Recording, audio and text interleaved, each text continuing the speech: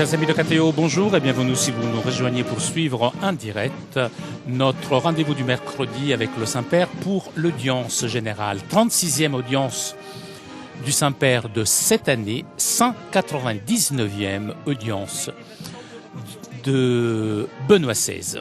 À cette audience participent aujourd'hui quelques 12 000 fidèles venus du monde entier et plus particulièrement de France, des fidèles venus de la paroisse de Nieppe. Le Saint-Père, comme d'habitude, se promène dans sa papamobile pour saluer les fidèles et d'ici quelques instants, le Saint-Père devrait ouvrir cette audience.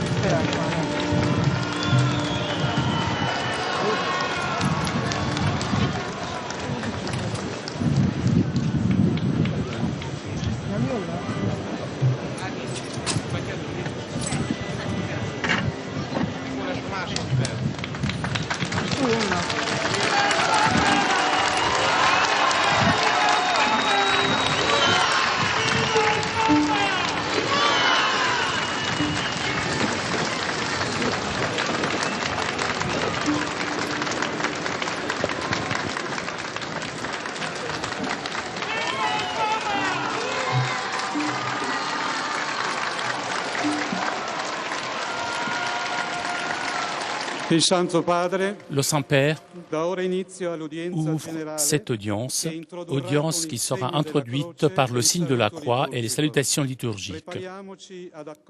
Apprêtons-nous à accueillir sa parole et recevoir sa bénédiction. In nomine Patris et Filii et Spiritus Sancti. Pax vobis.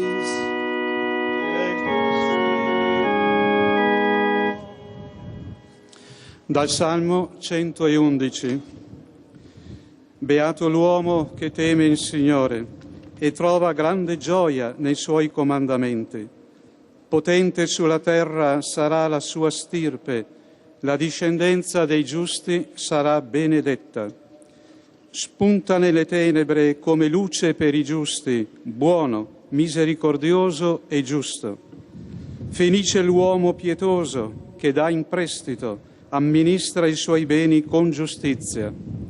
Egli dona largamente ai poveri, la sua giustizia rimane per sempre, la sua potenza si innalza nella gloria.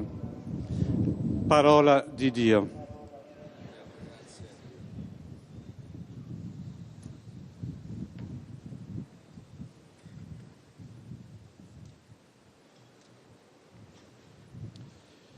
Du psaume 111. Heureux qui craint le Seigneur, qui aime entièrement sa volonté. Sa lignée sera puissante sur la terre, la race des justes est bénie. Lumière des cœurs droits, il s'est levé dans les ténèbres, homme de justice, de tendresse et de pitié. L'homme de bien a pitié, il partage, il mène ses affaires avec droiture. À pleine main, il donne aux pauvres, à jamais se maintiendra sa justice. Sa puissance grandira et sa gloire. Parole du Seigneur.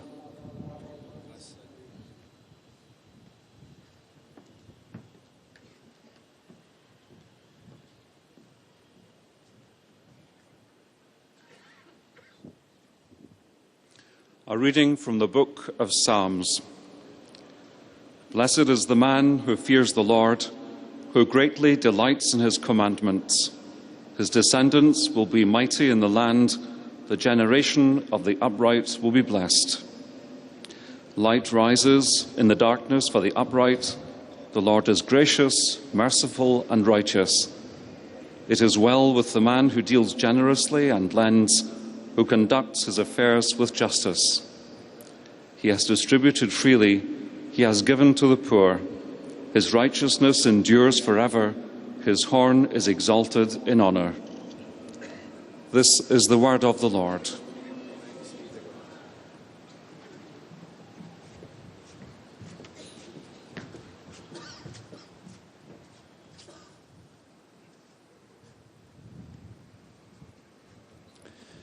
Lesung aus dem Psalm 112. Wohl dem Mann, der den Herrn fürchtet und ehrt und sich herzlich freut an seinen Geboten. Seine Nachkommen werden mächtig im Land, das Geschlecht der Redlichen wird gesegnet. Den Redlichen erstrahlt im Finstern ein Licht, der Gnädige, Barmherzige und Gerechte. Wohl dem Mann, der gütig und zum Helfen bereit ist, der das Seine ordnet, wie es recht ist. Reichlich gibt er den Armen, sein Heil hat Bestand für immer. Er ist mächtig und hoch geehrt. Wort des lebendigen Gottes.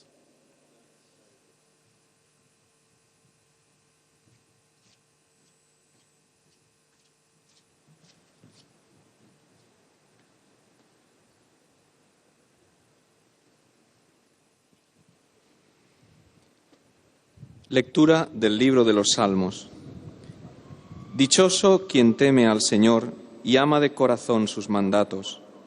Su linaje será poderoso en la tierra, la descendencia del justo será bendita. En las tinieblas brilla como una luz, el que es justo, clemente y compasivo. Dichoso el que se apiada y presta y administra rectamente sus asuntos. Reparte limosna a los pobres. Su caridad es constante, sin falta, y alzará la frente con dignidad. Palabra de Dios.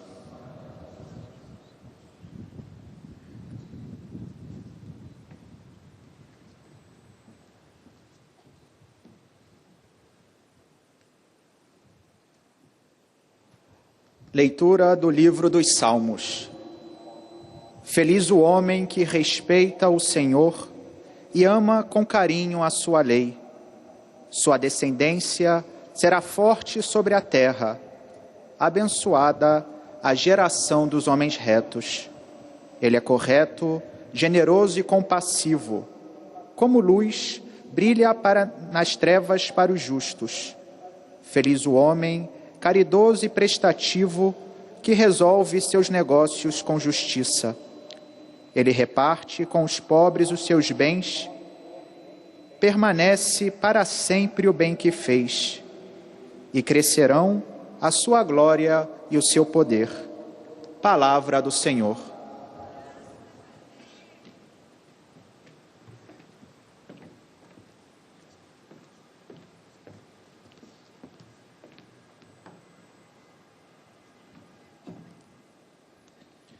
Z Księgi Psalmów.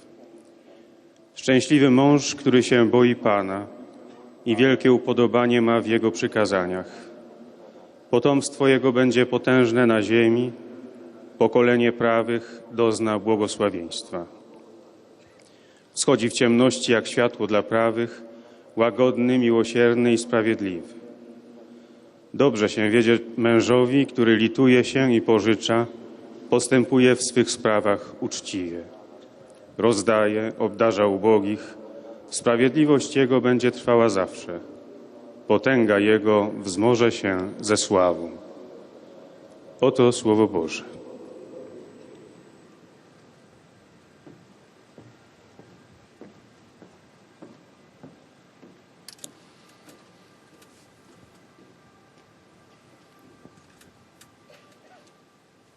Cari fratelli e sorelle, nell'ultima catechesi Lors de la dernière catéchèse, j'ai parlé des caractéristiques de la théologie monastique et de la théologie scolastique du XIIe siècle, que nous pourrions appeler d'une certaine façon théologie du cœur et théologie de la raison. Parmi les représentants de ces deux courants idéologiques s'est développé un débat ample et parfois assez fort, représenté par la dispute entre saint Bernard de Clairval et saint Bélard. Pour comprendre cette confrontation entre ces deux grands maîtres, il faut rappeler que la théologie est la recherche d'une compréhension rationnelle, pour ce qui est possible, des mystères de la révélation chrétienne, crus par la foi. La foi cherche l'intelligence, pour utiliser une définition traditionnelle efficace. Maintenant, alors que saint Bernard, typique représentant de la théologie monastique, met l'accent sur la première partie de la définition, c'est-à-dire sur la foi, saint Abélard de la scolastique insiste sur la deuxième partie, c'est-à-dire sur la compréhension grâce à la raison. Pour Bernard, la vie est dotée d'une certitude fondée sur le témoignage des Écritures et sur les enseignements des pères de l'Église. La foi est renforcée par le témoignage des saints et par les inspirations du Saint-Esprit dans l'âme des individus, de chaque croyant. En cas de doute et d'ambiguïté, la foi est protégée et illuminée par l'exercice du magistère ecclésial. Donc Bernard a du mal à trouver un accord avec Abélard et plus généralement avec ceux qui soumettaient la vérité de la foi aux examens critiques de la raison. Un examen qui comportait, à son avis, un grand danger, c'est-à-dire l'intellectualisme, la relativité de la vérité, la mise en discussion des vérités mêmes de la foi. Dans cette façon de procéder, voyez une audace, poussée jusqu'au mépris, fruit de l'orgueil de l'intelligence humaine qui prétend de capturer le mystère de Dieu. Dans l'une de ses lettres, il écrit ainsi: « L'intelligence humaine se prend possession de tout. Il ne laisse plus rien à la foi. Affronte ce qui est au-dessus de lui. Il regarde ce qui lui est supérieur. Il arrive avec force dans le monde de Dieu, attire les mystères de la foi. Ce qui est fermé et scellé ne l'ouvre pas, mais le déracine, et ce qui ne trouve parcourible par soi-même le considère nul et refuse de croire. » Pour Bernard, la théologie a un seul but, celui de promouvoir l'expérience vive et intime de Dieu. La théologie, alors, est une aide pour aimer toujours davantage et toujours plus le Seigneur, comme dit le titre du traité, sous le devoir d'aimer Dieu. Dans ce chemin, il y a différents niveaux que Bernard décrit de façon approfondie jusqu'au point culminant lorsque l'âme du croyant arrive jusqu'au sommet de l'amour. L'âme humaine peut arriver déjà sur la terre dans cette union mystique avec le Verbe divin, union qu'il décrit comme des noces spirituelles. Le Verbe divin la visite, élimine les dernières réticences et illumine et enflamme et la transforme. Dans cette union mystique, elle profite d'une grande sonorité de douceur et chante à son époux l'hymne de joie. Comme j'ai rappelé dans la catéchèse dédiée à la vie de Saint Bernard, la théologie pour lui ne peut que se nourrir de la prière contemplative, dans d'autres mots, de l'union affective du cœur et de l'esprit avec Dieu. Saint Abélard, qui entre autres est celui qui avait introduit le terme théologie dans le sens où nous l'entendons aujourd'hui, se place dans une perspective différente. Né en Bretagne, en France, ce célèbre maître du XIIe siècle était doué d'une très grande intelligence et sa vocation était les études. Il s'occupa d'abord de philosophie et ensuite appliqua les résultats atteints dans cette discipline à la théologie, dont il fut maître dans la ville plus cultivée de l'époque, Paris, et par la suite dans les monastères. C'était un très brillant orateur. Ses leçons étaient suivies par des véritables foules d'étudiants, esprits religieux, mais personnalités inquiètes. Son existence fut riche de coups de théâtre. Il contesta ses maîtres. Il eut un enfant d'une femme cultivée, Héloïse. Il se plaça souvent en polémique avec ses collègues théologiens. Il a subi aussi des condamnations ecclésiastiques, tout en mourant en communion avec l'Église. Et il était soumis au pouvoir de l'Église d'un esprit soumis. Et justement, Saint Bernard contribua à la condamnation de quelques doctrines de Saint Bernard en 1140 et sollicita aussi l'intervention du pape Innocence II. L'abbé de Clairval contestait, comme j'avais rappelé, la méthode trop intellectuelle de Abélard, de ses œuvres. Il pensait que la foi était une opinion. Et donc, détaché de la vérité relevée, Saint Bernard, ce n'était pas des craintes sans fondement, étaient partagées d'ailleurs, même par d'autres grands penseurs de l'époque. Effectivement, une utilisation excessive de la philosophie rendit fragile la doctrine trinitaire de Abélard et donc l'idée de Dieu. Dans le domaine moral, ces enseignements avaient quelques ambiguïtés. Il insistait pour considérer l'intention du sujet comme l'unique source pour décrire la bonté ou la malice des actes moraux, en négligeant ainsi la signification objective, la valeur morale des actions, une subjectivation dangereuse. Et donc, cela, comme nous savons, l'aspect très actuel pour notre époque, dans laquelle la culture semble souvent marquée par une tendance au relativisme éthique. Seulement Dieu, seulement le moi décide ce qui est bon pour moi. Il ne faut pas oublier comme les grands mérites d'Abélard, qui eut beaucoup de disciples.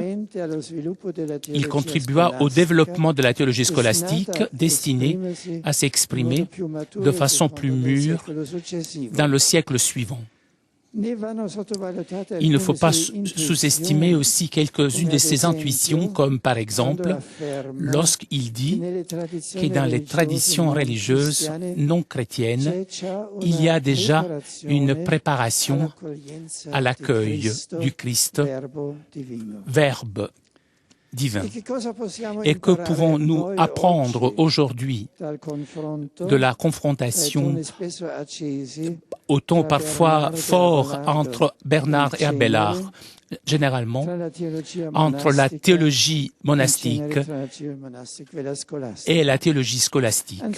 Tout d'abord, je pense qu'elle montre l'utilité et la nécessité d'une discussion saine théologique dans l'Église, surtout lorsque les questions dont on parle n'ont pas été définies par le magistère, qui reste de toute façon un point de référence qu'il ne faut pas oublier. Saint Bernard, mais même le Abélard ont toujours reconnu sans hésitation l'autorité. En plus, les condamnations que ce dernier avait subies nous rappellent que dans le domaine théologique, il doit y avoir un équilibre entre ceux que nous pouvons appeler les principes architecturaux qui nous sont donnés par la révélation et qui gardent donc toujours la priorité, l'importance prioritaire et ceux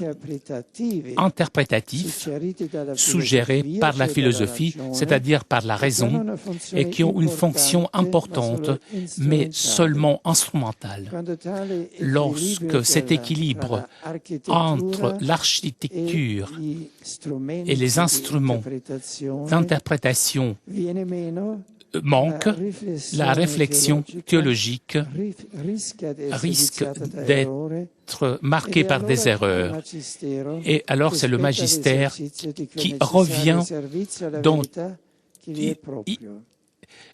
le magistère qui doit rechercher la vérité. Et donc, il faut mettre en évidence, et entre les motivations qui avaient induit Bernard à se placer contre Abélard et à solliciter l'intervention du magistère, il y eut aussi l'inquiétude de sauvegarder les croyants simples, les humbles, qui doit être défendu lorsqu'il risque d'être détourné par des théories trop personnelles et par des arguments théologiques qui pourraient mettre en danger leur foi.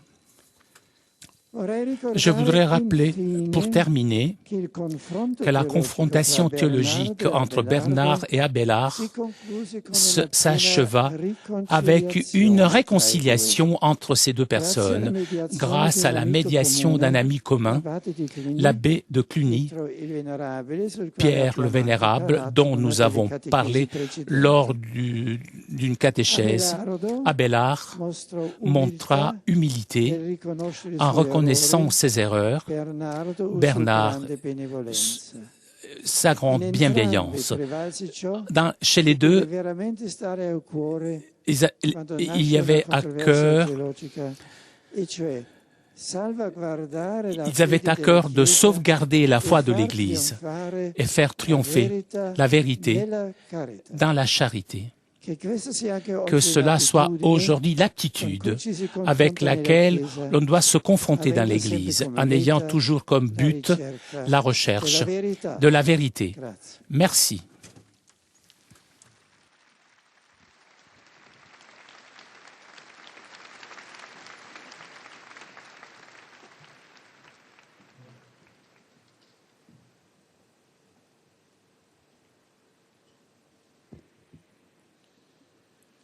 Très Saint-Père, les pèlerins de langue française sont heureux de vous exprimer leurs sentiments respectueux et leur filial attachement.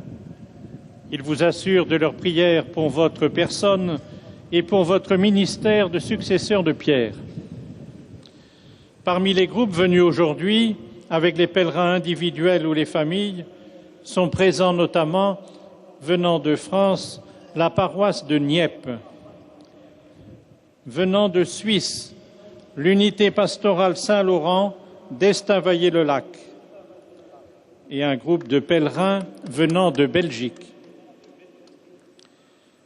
À la fin de cette audience, nous chanterons le Notre Père en latin que vous pouvez trouver au verso de votre billet d'audience. Puis le Saint-Père donnera la bénédiction apostolique. Il l'accorde aussi à toutes les personnes qui vous sont chères, spécialement aux enfants, aux malades, aux personnes qui sont dans l'épreuve. Il bénira également les chapelets et les autres objets de dévotion que vous avez apportés à cette intention.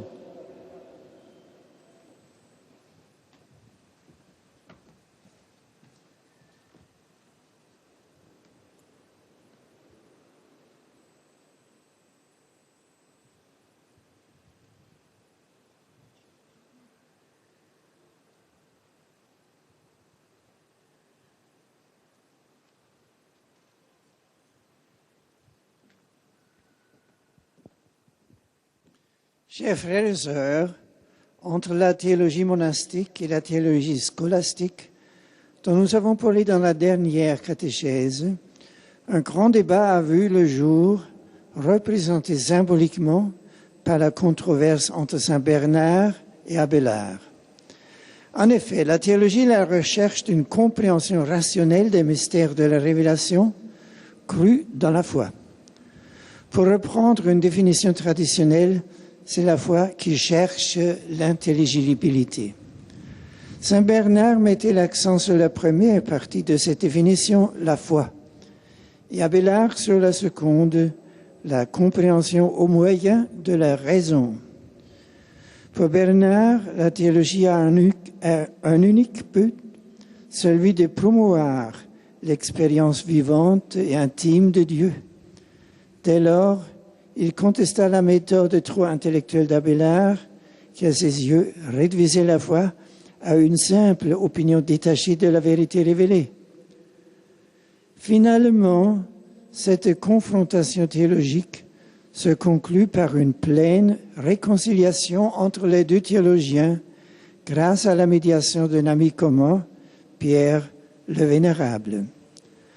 Ce débat montre l'utilité et la nécessité d'une saine discussion théologique dans l'Église, surtout quand les questions débattues n'ont pas été définies par le magistère, qui demeure un point de référence incontournable. Je suis heureux de saluer les pèlerins de langue française venus notamment de France, de Suisse et de Belgique, Que votre pèlerinage à Rome soit une occasion pour approfondir votre foi, afin de donner une place centrale à la personne du Christ dans votre vie. Avec ma bénédiction apostolique,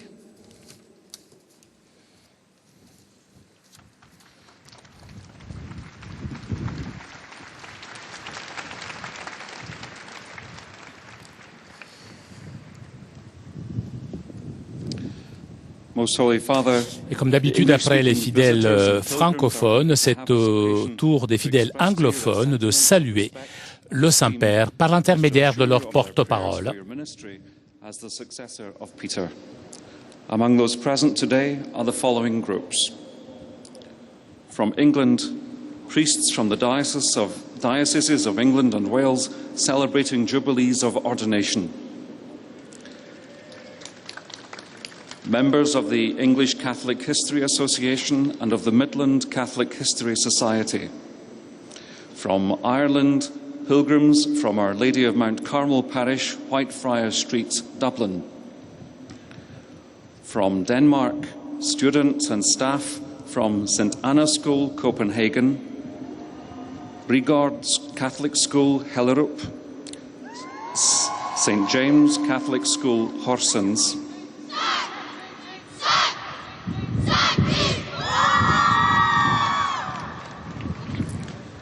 from Indonesia, a group of pilgrims. From Canada, pilgrims from the Diocese of St. Catherine, Ontario, accompanied by Bishop Emeritus John O'Mara. From the United States of America, pilgrims from the Diocese of Wichita, Kansas, accompanied by Bishop Michael Jacobs. Permanent deacons and their wives from the Diocese of Portland, Maine. Patrons of the arts in the Vatican Museums, Michigan and Ohio chapters. Pilgrims from the following parishes: Sacred Heart, Moline, Illinois; St. Edmunds, Warren, Michigan; St. Gregory the Great, Williamsville, New York; Little Flower, Canton, Ohio; St. Agnes, Mingo Junction, Ohio; St. Clarence, North Olmsted, Ohio; Holy Rosary, Portland, Oregon; St. Edward, Dallas, Texas; the United Christian Church, Reston, West Virginia; and a group of Catholic nurses participating in a seminar in Rome.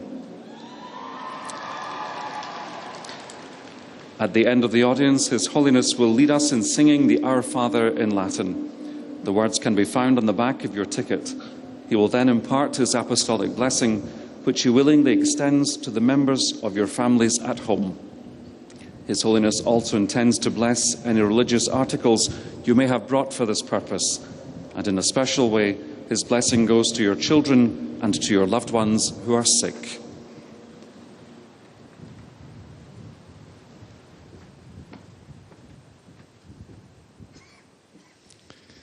Dear brothers and sisters, today we continue our comparison of the monastic and scholastic approaches to theology, which I began last week by looking again at St. Bernard of Clairvaux, this time in comparison with Abelard.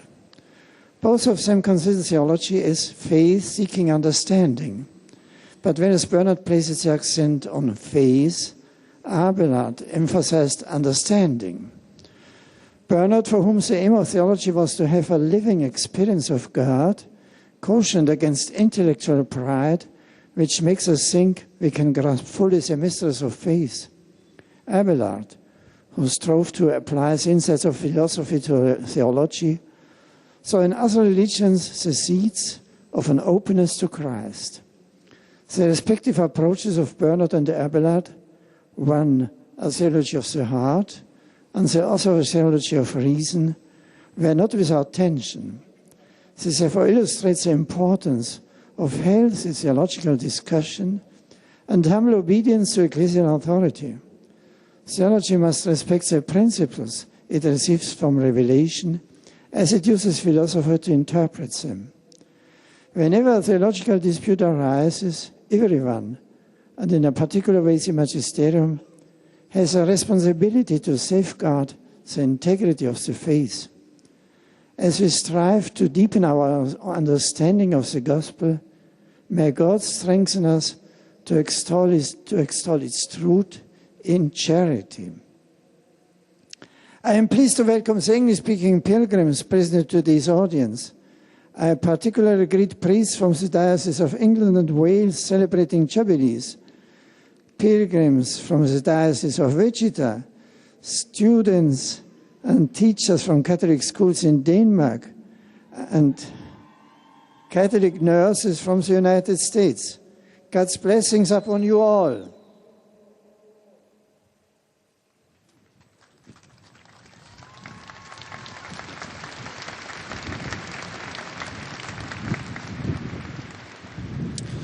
Heiliger Vater, die Pilger und Besucher aus den Ländern deutscher Sprache bekunden Ihnen durch die Teilnahme an dieser Audienz aufrichtige Verbundenheit, Dankbarkeit und Verehrung.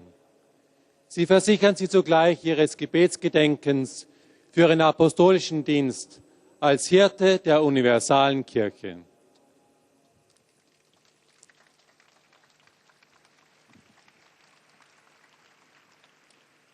Neben zahlreichen Einzelpilgern und Familien sind heute zugegen aus der Bundesrepublik Deutschland Pilgergruppen aus den Pfarrgemeinden St. Nikolaus, Altdorf, Erlingshofen, Pfarreiengemeinschaft Bissingen, St. Martin, Esslingen, Pfarreiengemeinschaft Fremdingen, Maria Himmelfahrt, Haag.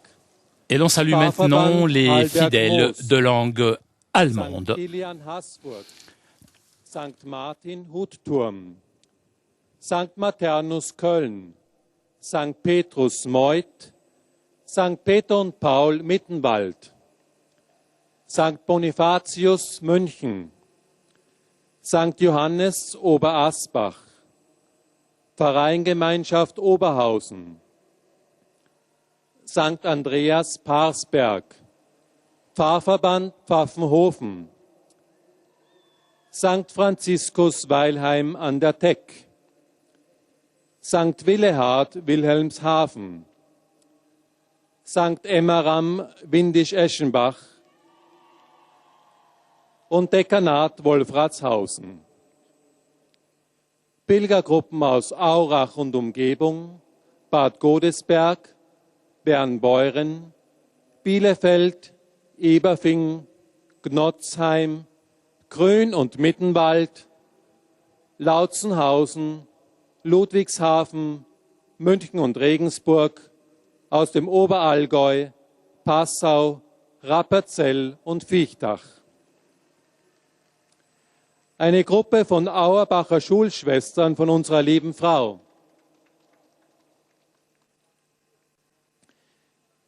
Die Bauinnung aus dem Kreis Traunstein und dem Kreis Berchtesgadener Land. Bund der historischen deutschen Schützenbruderschaften. Mesnerinnen und Mesner aus dem Dekanat Acher-Renchtal. Schützenbruderschaft St. Sebastianus und Pankratius in den Althof. Katholische Akademie Klausenhof. Behindertenwallfahrt der Malteser aus Köln. Caritas Lichtenfels. Pilgergruppe der Don Bosco-Familie Regensburg. Barmherzige Brüder von Maria Hilf, Trier, mit einer Behindertengruppe. Katholische Studentenverbindungen aus Thüringen. Seminaristen des spätberufenen Seminars St. Matthias, Wolfratshausen, Waldram. Musiker Sacra Chor Bad Wörishofen. Lehrkräfte aus Bayern und Baden-Württemberg.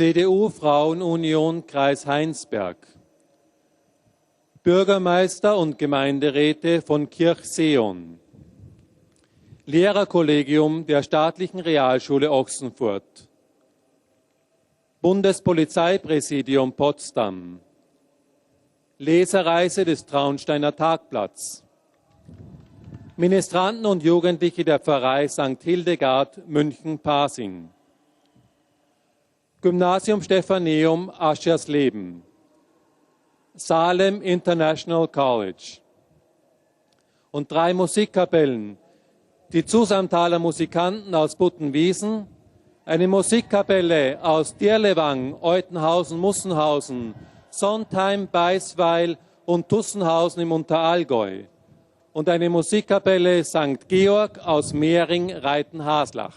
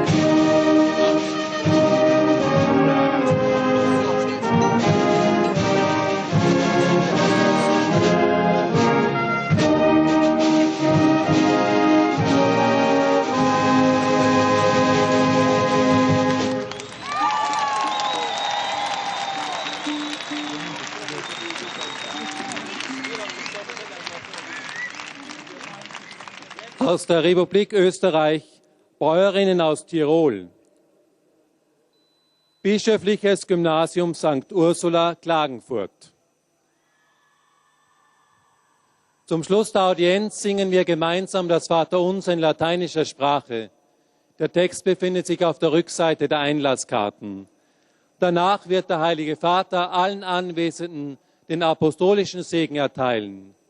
Gern schließt er darin auch ihre Angehörigen ein, besonders die Kranken und die Kinder. Zugleich segnet er auch die Rosenkränze und die übrigen Andachtsgegenstände, die sie dafür mitgebracht haben.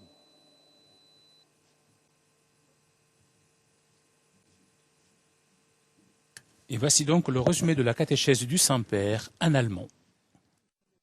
Liebe Brüder und Schwestern, im Anschluss an die letzte Katechese über die monastische und die scholastische Theologie möchte ich heute über die Auseinandersetzung zwischen dem heiligen Bernhard von Clairvaux und Abelard, 2 Vertretern dieser beiden Richtungen, sprechen. Dabei ging es im Grunde um das Verhältnis von Glaube und Vernunft bei der theologischen Suche nach einem Verstehen der Geheimnisse der Offenbarung. Für Bernhard besitzt der Glaube eine innere Gewissheit, die sich auf das Zeugnis der Heiligen Schrift, der Kirchenväter und auf das Lehramt stützt. Das Nachdenken über die Glaubenswahrheiten, der Versuch, sie zu verstehen, dient letztlich dazu, eine größere Liebe zu Gott zu finden. Abelard hingegen, ein geborener Denker und brillanter Redner, untersuchte die theologischen Fragestellungen mit scharfem Verstand und der aus dem Studium der Philosophie gewonnenen Denkweise. Im intellektualistischen Überschwang geriet er auch auf Abwege, denn er achtete zu wenig auf das Verhältnis zwischen der im Glauben angenommenen göttlichen Vernunft und zwischen den philosophisch-rationalen Instrumenten, mit denen wir das Geheimnis Gottes bis zu einem gewissen Grad erschließen, aber nicht uns unterwerfen können. Nach jahrelanger und in großer Schärfe geführter Debatte zwischen den beiden Theologen sah Abelard seine Fehler ein und Bernhard zeigte seinerseits Güte, sodass es zwischen beiden in der Gemeinschaft des Glaubens und in der Liebe, die der Glaube bewirkt, zur Versöhnung gekommen ist. Beiden lag letztlich die Bewahrung des Glaubens und der Sieg der Wahrheit in der Liebe am Herzen. Und dies sollte die Grundhaltung auch heute einer jeden theologischen Diskussion sein. Ganz herzlich grüße ich alle deutschsprachigen Pilger und Besucher und heiße heute besonders die Gruppe der Auerbacher Schulschwestern herzlich willkommen.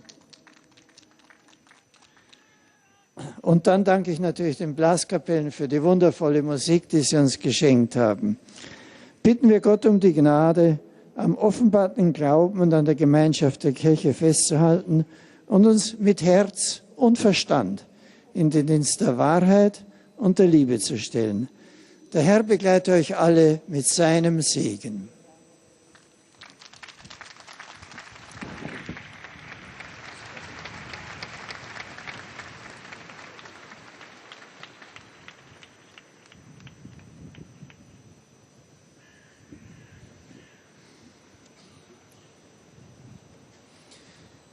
Santo Padre, los visitantes y peregrinos de lengua española que participan en esta audiencia nous arrivons maintenant aux desean salutations des manifestarle fidèles sus de langue sentimientos de espagnole. filial afecto, que acompañan con sus oraciones por vuestras intenciones de pastor de toda la Iglesia. Además de pequeños grupos y familias venidos de España y de Latinoamérica, están aquí presentes. De España, fieles de la parroquia San Francisco de Asís de Zaragoza. Miembros de la Hermandad de Labradores Paso Azul de la Horca. De Argentina, grupo de peregrinos. Grupo de peregrinos de México. De Guatemala, grupo de diversas diócesis. De Chile, delegación de la Escuela de Investigaciones Policiales.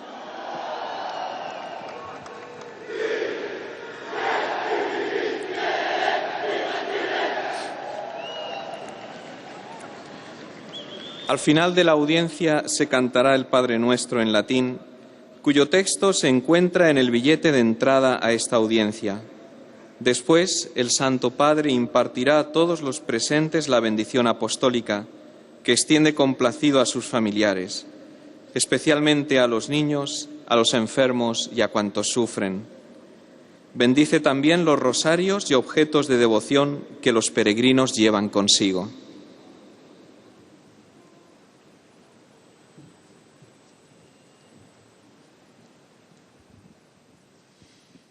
Queridos hermanos y hermanas, hoy me detengo en el debate que mantuvieron en el siglo XII San Bernardo, representante de la teología monástica, y Abelardo, exponente de la teología escolástica. Para entender esta cuestión hay que recordar que la teología es la fe que busca comprender. Mientras que para San Bernardo el acento recae sobre la primera parte de la definición, es decir, sobre la fe, Abelardo insiste en la segunda parte, esto es, en la comprensión por medio de la razón. Para el primero, la teología tiene como fin promover la experiencia personal de Dios. En ese sentido, es una ayuda para amar cada vez más y mejor al Señor. En cambio, Abelardo, a quien por otra parte se debe la introducción del vocablo teología en el sentido que hoy lo entendemos, se coloca en una perspectiva diversa, de corte más intelectualista y con un uso a veces excesivo de la filosofía. ¿Qué nos enseña a nosotros esta disputa? Especialmente la utilidad de una sana discusión teológica dentro de la Chiesa, sobre todo cuando las cuestiones debatidas no están definidas por el magisterio, que es punto de referencia ineludible.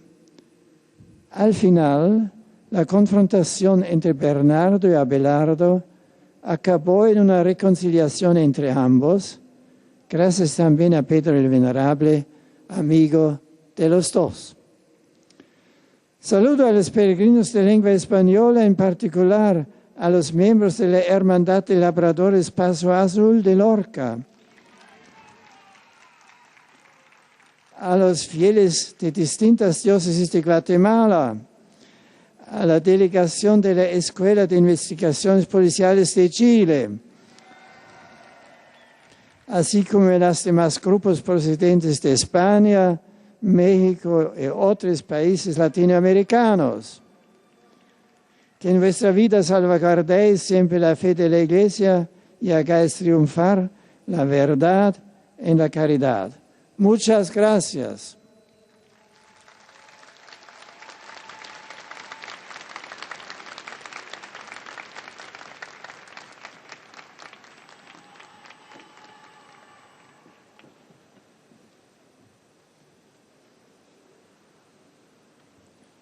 Santo Padre, os peregrinos de língua portuguesa presentes nesta audiência testemunham a vossa santidade, sentimentos de gratidão e afeto filial, que acompanham com as suas orações pelas vossas intenções de pastor da Igreja Universal. Além das pessoas e famílias vindas por conta própria, depuis 2 semaines, vous l'avez peut-être remarqué, les fidèles portugais ont un porte-parole. Autrefois, c'était le porte-parole des fidèles espagnols, qui saluait aussi bien les fidèles espagnols que portugais. Tripulação do navio Escola Brasil.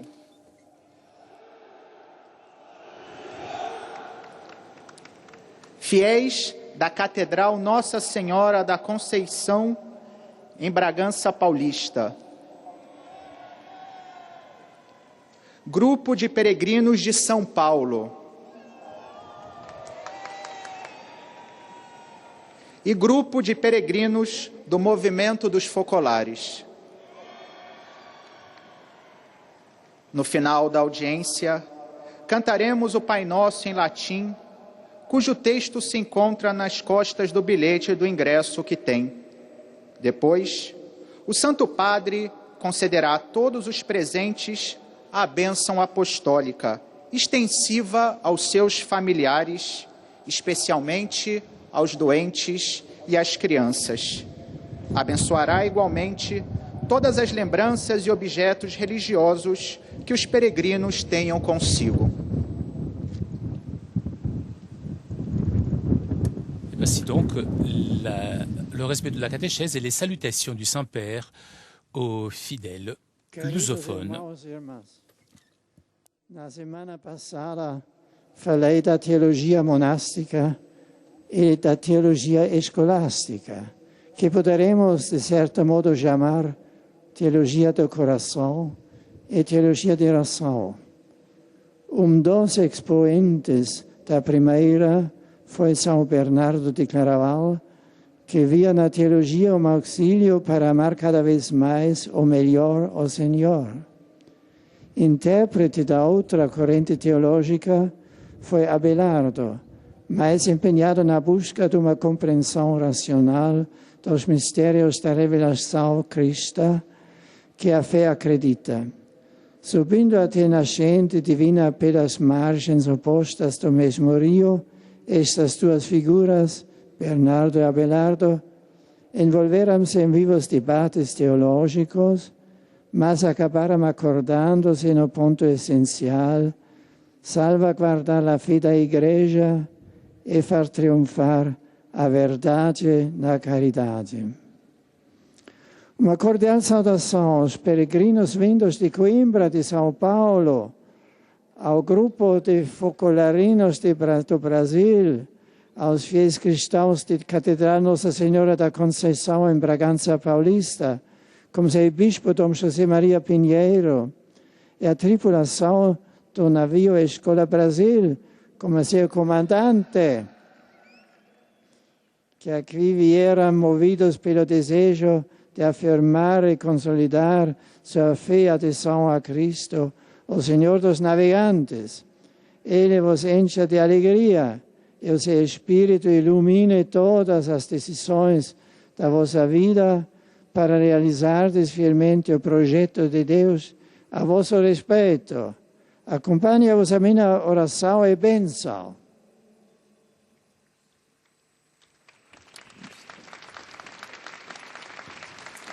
Toujours en direct depuis la place Saint-Pierre pour cette 36e audience de cette année. Et c'est au tour maintenant des fidèles de langue polonaise de saluer le Saint-Père. Oraz zapewnić o swej gorącej modlitwie, którą zanoszą we wszystkich intencjach związanych z posługą następcy Piotra. Pośród pielgrzymów są dziś obecni pielgrzymi z parafii świętego Bernarda z Sopotu, parafia rozesłania świętych apostołów z Gruszowa, parafia Narodzenia świętego Jana Chrzciciela z Rzeszotar, duszpasterstwo pielgrzymkowe księży palotynów Apostolos z Częstochowy oraz pielgrzymi indywidualni z kraju i z zagranicy. Na zakończenie audiencji śpiewamy wspólnie modlitwę Ojcze Nasz po łacinie. Jej tekst znajduje się na odwrocie karty wstępu, po czym Ojciec Święty udzieli nam swojego apostolskiego błogosławieństwa, obejmując nim również naszych najbliższych.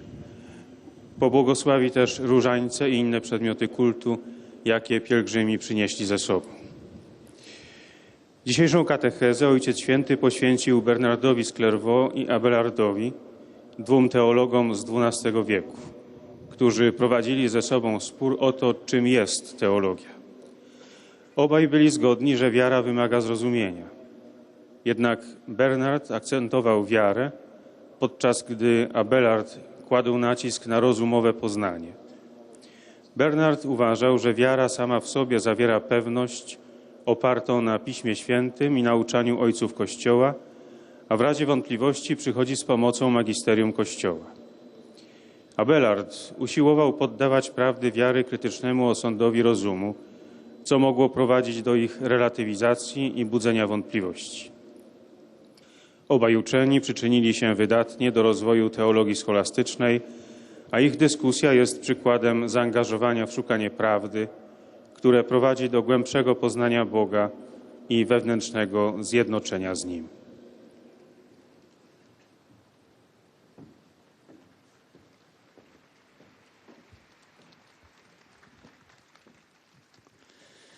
Witam polskich pielgrzymów.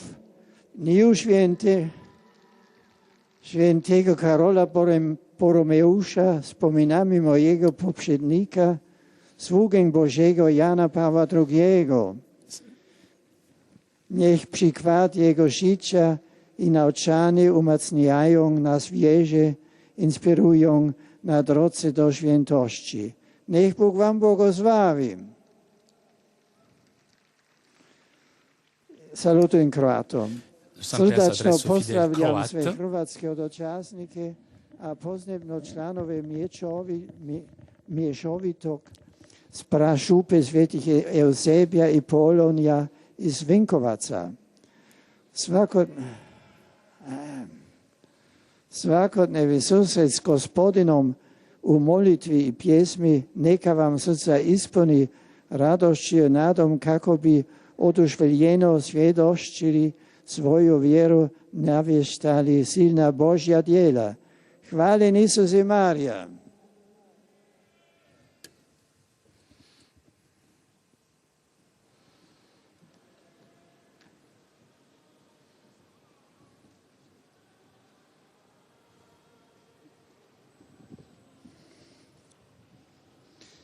Beatissimo Padre, i pellegrini di lingua italiana Et nous presenti arrivons a questa maintenant aux udienza salutations des fidèles de langue italienne. e filiale gratitudine e l'accompagnano con fervide preghiere al Signore per tutte le intenzioni del vostro universale ministero apostolico. Sono presenti a questa Et udienza on salue les différents groupes, da notamment diversi paesi, de différents pays, les participants au chapitre général des Sœurs de Sainte Dorothée de la Frassinetti, religieuses de différentes congrégations qui participent à la rencontre promue par l'USMI, les Sœurs franciscaines missionnaires du Cœur Immaculé de Marie, les Sœurs de Sainte Marthe, les Sœurs de la Présentation de Marie au Temple, les missionnaires qui participent aux cours organisés par l'Université pontificale salésienne. Et l'on salue maintenant les fidèles venus de différentes paroisses de la péninsule italienne. Parrocchia Madre della Chiesa in Crucoli Torretta. Parrocchia San Marco in Bassano del Grappa. Parrocchia San Giovanni Bosco in Marconia di Pisticci. Accompagnati da Sua Eminenza il Cardinale Salvatore De Giorgi, gruppo di genitori e amici della comunità Ragazzi in Cielo.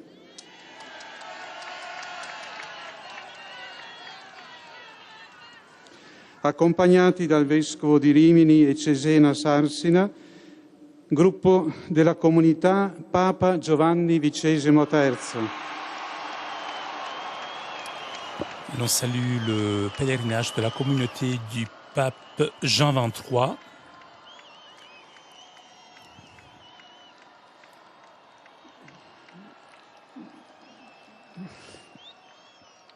Soci del Rotary Club Milano Sempione, Cooperativa Sociale Insieme di Treviglio, Associazione Campo delle Stelle di Pessano Combornago, Scuola Media Terzaghi di Magenta. Dall'Ungheria è presente il gruppo del Raiko Art Ensemble. Et l'on salue un groupe de musiciens hongrois.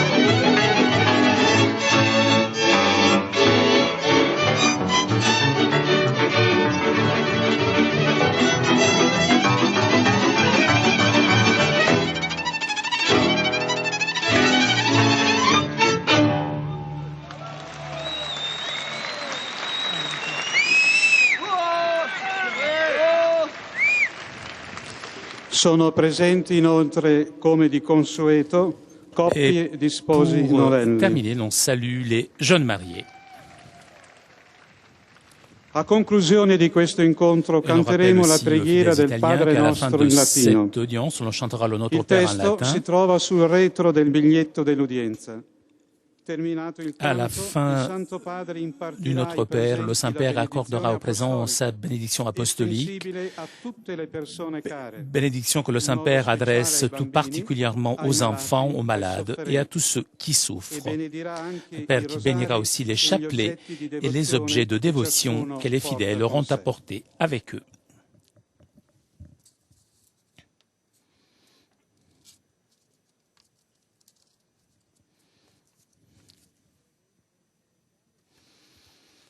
Cari fratelli e sorelle, nel salutare i pellegrini italiani, Je salue les pèlerins italiens et j'adresse la bienvenue aux religieuses de différentes congrégations qui participent au cours organisé par l'USMI. Et je souhaite que ce cours suscite un engagement renouvelé pour témoigner la présence et l'amour de Dieu. Je salue les membres ensemble, les religieuses de Sainte Dorothée, de Santa Paola Frassinetti, qui célèbrent leur chapitre général. Et j'assure mes prières afin que cet événement si important soit pour l'Institut un moment de réflexion et de relance dans leur action spirituelle et missionnaire. Je salue les cardinaux présents aujourd'hui ici, qui accompagnent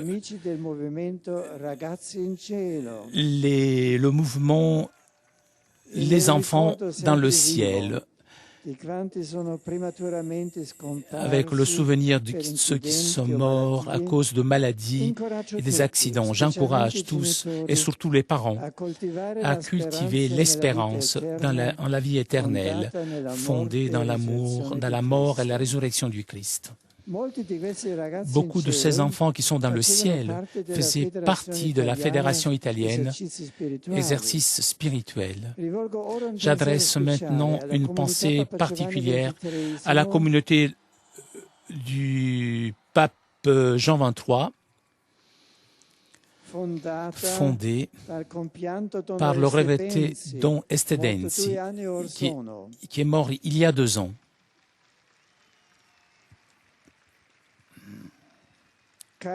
Chers amis, l'héritage spirituel fécond de ce prêtre soit pour vous une occasion de faire fructifier dans l'Église et pour le monde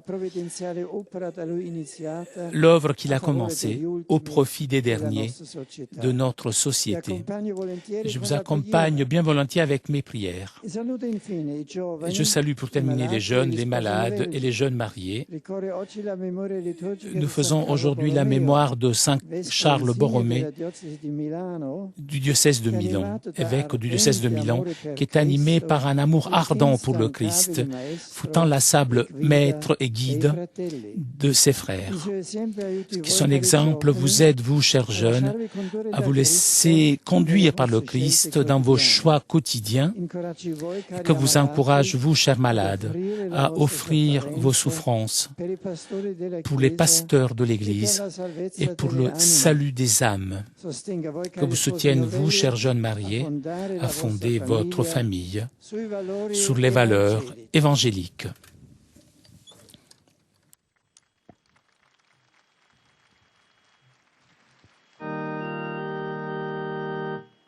Pater noster, qui es in celis, sanctificetur nomen tuum, adveniat regnum tuum, fiat voluntas tua, sicut in cielo et in terra.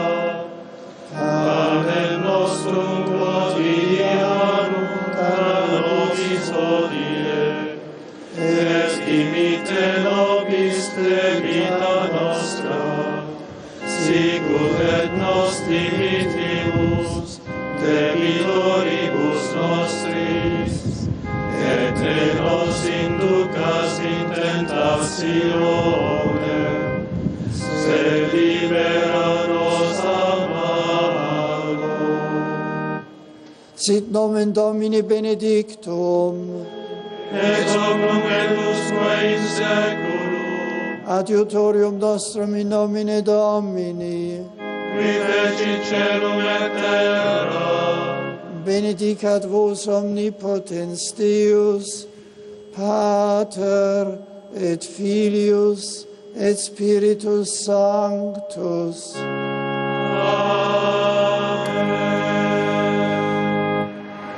Chers amis, nous arrivons à la conclusion de notre liaison avec Rome. Avant de vous quitter, je voudrais remercier CTV et Telepace pour ces images, ainsi que Cédric et Pierre-Nicolas qui étaient aujourd'hui à la technique. Prochain rendez-vous avec le Saint-Père, dimanche prochain. Vous pourrez suivre le voyage du Saint-Père à Brescia, ville qui se trouve au nord de l'Italie, à quelques cinquantaines de kilomètres de Milan. En attendant, je vous souhaite une très bonne semaine.